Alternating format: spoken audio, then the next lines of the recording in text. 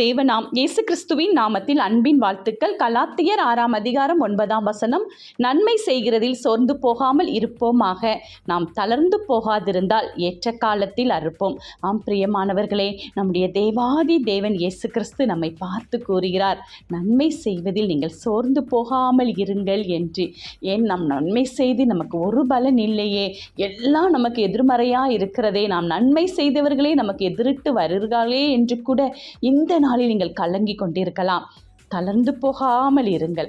அவ்வாறு நீங்கள் தளர்ந்து போகாமல் தேவ சமூகத்தை மட்டும் நோக்கி பார்த்து இருக்கும் பொழுது ஏற்ற காலத்தில் அறுவடையை தேவன் உங்களுக்கு கொடுப்பார். அது உங்களுக்கு நித்திய அறுவடையாக இருக்கும். யாரும் உங்களை தொட முடியாதபடிக்கு உங்களை சுற்றி அரணாய் அவர் மாறுவார்.